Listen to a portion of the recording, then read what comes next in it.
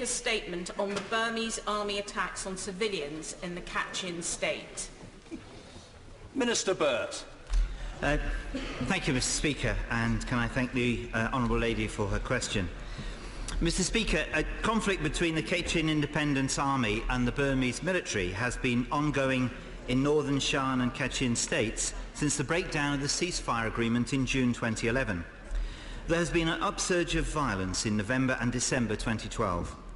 As my right honourable friend, the Minister of State for Foreign and Commonwealth Affairs, member for East Devon, said on the 3rd of January, the British government is deeply concerned by reports emerging from Kachin State of an escalation in hostilities, including the use of Burmese military helicopters and aircraft against Kachin Independence Army positions, including areas around the state capital and Lhasa. These tactics represent a marked escalation and pose a significant risk of civilian casualties. Indeed, we have received on the 13th and 14th of January unconfirmed reports that a small number of civilian casualties have resulted from the fighting. The British government has been encouraged by the reforms made by the Burmese government of President Thein Sein over the last 18 months. We have therefore adopted a policy of constructive engagement, but have been clear that progress on ethnic reconciliation must remain the highest priority. The situation in Kachin is increasingly serious and could present a threat to these wider reforms. I have spoken within the last hour and a half to our ambassador in Rangoon. He met earlier today with one of the key Kachin civil society leaders to discuss the situation on the ground. My right honourable friend visited Burma from the 12th to 15th of December and raised our concerns over the situation there with the Burmese Minister of Defence and Minister Aung Min, lead government negotiator for the peace process. The Burmese government reconfirmed their commitment to seeking a ceasefire with the Kachin Independent Army at that point.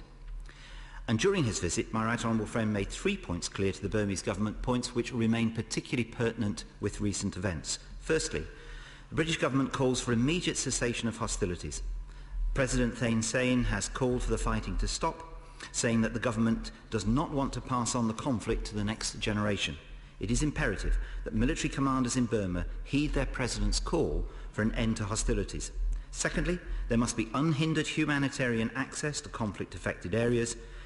And in response to that increased need, the Department for International Development announced in December 2012 an additional £1.5 million worth of humanitarian support for people displaced by fighting in Kachin and neighbouring states, bringing our total humanitarian aid contribution for the conflict in Kachin to £3.5 million, which is supporting 27,500 people to access food, shelter and clean water. And thirdly, we call for both sides to return to the negotiating table and make renewed efforts towards a lasting peace. All sides, including the Kachin Independence Army, must come to the negotiating table and make renewed efforts to work towards lasting peace. As I'm sure the House would expect, we will continue our dialogue with both sides, and we stand ready to respond to any request for support in any mediation process between them. Valerie Vaz. Thank you. And I'm grateful to you, Mr. Speaker, for allowing this urgent question and for the Minister to come to the House for this. And he's referred to the fact that at 8:15 Burmese time this morning, a 15-year-old boy and a pastor both killed by a direct hit. Could I ask him, though, to raise again with the Burmese government to stop any firing on civilians, because the BBC Asia have confirmed that these are unprovoked attacks. Also to raise with the government the fact that humanitarian aid is not getting through to the 75,000 displaced people. And the Minister has actually mentioned DFID money going through. Could he ensure that any British aid that's going through is actually getting to the people who need it most? Given that the EU only suspended sanctions, Mr. Speaker, could the Minister also raise with his EU counterparts that sanctions could be reinstated if these direct action on civilians don't stop? And has he discussed this crisis with the Chinese government? The planes are of Chinese origin and the gunships are Russian. Could he undertake to speak to both governments that these raids must stop? Mr. Speaker, given that the Kachin State has in fact had an agreement with the Burmese government in 2011, and there are other minority groups that have formed agreements with the government, this is all put in jeopardy. Could he take steps to ensure that the United Nations call all the parties round the table for a proper constitutional settlement, maybe a second Panglang conference? And finally, could he ask the Prime Minister to put Burma on the agenda at the G8 summit, of which we have the presidency, so that we hear the voice from the peacemakers, and could he report to the House? Minister Burt. Thank you, Mr. Speaker. I thank the Honourable Lady for her questions. Firstly, I could repeat again, I'm sure on behalf of the whole House, our deep regret at any civilian deaths. Our determination is to seek contact with all sides, that the hostilities cease altogether, wherever they are directed. But of course, it's particularly upsetting if civilians are involved, and we have indeed made that clear to the Burmese authorities. Secondly, it's very important that the aid support which the United Kingdom is giving is getting through. We do work with aid agencies on the ground. I understand that ICRC are able to operate and get there. But naturally, when individual circumstances happen and difficulties are created on the ground, that will not always be the case. But the Honourable Lady is absolutely right, and we are equally determined to make sure that aid gets through. As far as sanctions are concerned, again, our position is very clear. These sanctions in relation to Burma have only been suspended. They have not been lifted. Could they be reimposed? Oh, yes, they could. And whether or not the Foreign Affairs Council in April moves to lift rather than suspend will all depend on the progress which Burma is making in relation to the challenges which have been set it in terms of dealing with ethnic conflict and the political process. And again, I don't doubt for a moment that the Burmese government is well aware of the conditions that are likely to attach to any further progress in relation to sanctions. The Chinese government is already being contacted by the United Kingdom in relation to how it deals with those who flee across the border. There is an issue there because the Chinese tend to see those fleeing across the border as economic migrants, as opposed to our own definition, which would be those seeking to escape the conflict. So this gives us an opportunity to engage directly with the Chinese government. I do genuinely not know whether or not their participation through types of arms has been raised, but I've noted what the Honourable Lady has said, and of course will raise that with my right honourable friend when I next get the chance to speak to him. The UN Secretary-General on the 2nd of January called for the fighting to stop. He called for access to be guaranteed to the delivery of aid to vulnerable communities, including those displaced by violence. And now the UN Secretary-General's Special Advisor, Vijay Nambiar, has recently returned from Burma. We are hoping that he will have the opportunity to brief the Security Council on his return very quickly, and indeed our concerns will be made known to him, but we're keeping regular contact. Finally, as far as the G8 Agenda Summit is concerned, I'm afraid it's rather too early for me to say what might be or might not be on the agenda at that time. Let us hope by that stage we have all been able to see the progress in Burma that we would wish to see.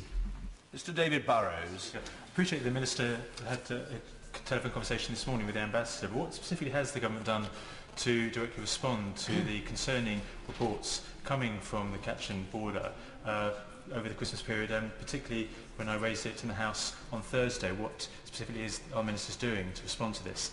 And how will we make it crystal clear to President Singh that, as far as the government is concerned, he cannot hold out the hand of peace and reform on the one hand, on the other, allow direct attacks on civilians? Minister. As I sought to make clear, we have been very disturbed at the increasing violence in the state.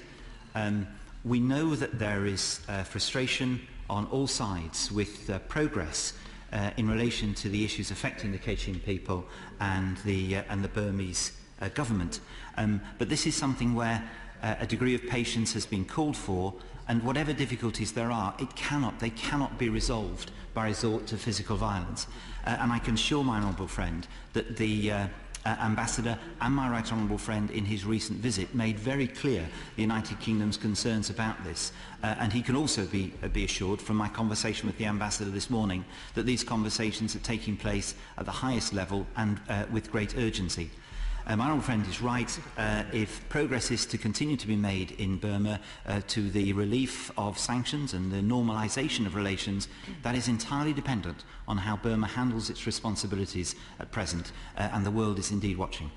Mr. Jonathan Ashworth. Thank you very much, Mr. Speaker. The Minister said that we welcome the reforms that have taken place in Burma, and I'm sure we all agree with that. But does he agree that we must send the strongest message to Burma that it has to recognise the diversity of its people, whether that's minorities in Kachin or whether that's granting citizenship to the Rohingya in Rakhine? And will he update us, or perhaps give us some more details on what work the UK government can do at a UN level to support ethnic reconciliation in Burma?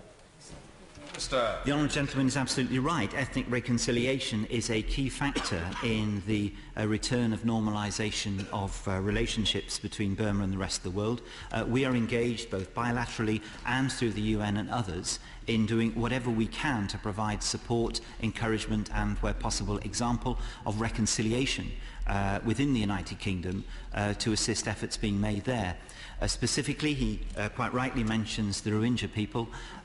The latest situation there, as he may know, is the Commission of Investigation set up by the Burmese government is hoping to report in March. There has been no further flare-up since some of the violence in October, which perhaps might suggest that the political process is being taken seriously and has some opportunity to succeed, but it will not do so unless it does tackle the question of citizenship, as the honourable gentleman mentioned, and which is agreed upon by the whole House. Mr. Bob Stewart. Thank you, Mr. Speaker. As the Minister has stated that the International Committee of the Red Cross apparently can get through, are personnel and staff from our own Department for International Development able to work either alongside them or under the aegis of the International Committee of the Red Cross on the ground? Mr. Speaker, I specifically asked questions this morning about the engagement of international aid agencies, and of course, and again, as my honourable friend will know only too well, the circumstances of engagement on the ground do depend very much on security and everything else. But I was assured that international agencies are still working there. Whether or not that includes our colleagues in DFID working alongside or working to support, I would not at the moment be in a position to say. But we shall certainly, as a result of his question, I'll certainly make sure the question is asked again. But making sure that aid is delivered directly is absolutely crucial in the circumstances. John Speller. Thank you, Mr. Speaker. And as my honourable friend, the member for Walsall South, has highlighted, we on this side of the House have been deeply concerned by the escalation of tensions in Kachin State over the past month and by the reports overnight that 3 civilians have been killed and at least 4 wounded. Attacks which must be condemned. And the violence in Kachin State, despite how far Burma has come over this last year, serves as a reminder to the international community of the further progress they must make. Does the Minister think the UK has put sufficient pressure on the Burmese government over the past year to bring an end to the conflicts? Can I thank the Minister for his report on the discussions held by the Minister of State, but can he also tell us in a bit more detail what contacts the Foreign Office has had with colleagues in the EU and the UN in order to concert international action? Now, there are disputed reports also about the government's convoy to Kachin in December, which the rebels claimed contained ammunition. Has the Foreign Office been able to verify these claims and whether its destination was the army base? There are also reports that Laser residents are having to dig trenches and building shelters to try and protect themselves from the military's attacks. Has the Foreign Office discussed with DFID and with international counterparts what immediate assistance can be provided to protect civilians? As the Minister will be aware, the Chinese Foreign Ministry has called on the Burmese government and the Kachin Independence Army to resume negotiations. And their spokesman has confirmed China has, quote, already taken measures necessary to step up control of the border area and protect the lives and property of the border people. Has the UK made contact with China to discuss these more recent developments, the plight of Kachin civilians feeling the violence? Does he have any indication of what these measures constitute? Human Rights Watch has reported China has in fact forced Kachin refugees back to Burma and was denying international humanitarian agencies access to the refugees in Yunnan province. What assessment has the FCO made of the treatment of the displaced and the options for those now escaping the violence? Will the government work with the international community to ensure Kachin civilians can access humanitarian support? Finally, the immediate priority must be the welfare of those civilians and an end to the attacks. So what are the prospects, his assessment, for a ceasefire? Will the government make categorically clear that we will not tolerate airstrikes and helicopter gunship attacks and support the calls, which he mentioned, on the 2nd of January from the UN Secretary-General to the Burmese authorities to desist from any action that could endanger the lives of civilians living in the area? Minister. Mr. Speaker, I thank the honourable gentleman for his questions, which cover a range of the areas that obviously concern the House significantly. We share with him and with the whole House a sense of condemnation for the deaths of civilians and our concern about the resurgence in hostilities. We have indeed made it very clear to the Burmese authorities that there should be an immediate ceasefire and the hostilities should stop. There is no possibility of the political reconciliation process being able to take place while that is the case. So we continue to make representations to both sides, because this is an issue which is complex and has many sides, and we want to make sure we make representations to both to play their part, and that when hostilities cease, there is a proper opportunity for the political dialogue which is necessary. The honourable gentleman asked whether there was sufficient persuasion by the United Kingdom over the last year. Well, my sense of evidence of the progress that's been made is from the visit of my right honourable friend, the contact which he has, and the obvious progress that has been made in Burma in a variety of different ways to have the situation eased in a variety of different areas. But of course, as soon as one circumstance flares up yet again, you have to question the progress, and the House can be absolutely assured we will continue to exert pressure, because that progress must continue is obvious if Burma is to resume its place amongst the rest of the nations, and it understands that very well, and accordingly the forthcoming Foreign Affairs Council in April is of huge significance, and we'd certainly be expecting to see further progress by then. In relation to that, again, yes, of course, contact is constantly maintained with partners in the European Union and in the United Nations, and we certainly supported the calls made by the Secretary-General at the beginning of the year for a rapid end to the hostilities.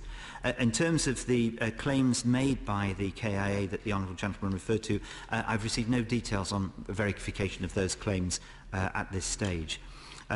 As far as the preparations for military attack are concerned, yes indeed, that forms a vital part of consideration about humanitarian relief and assistance in those circumstances, and that has indeed been raised.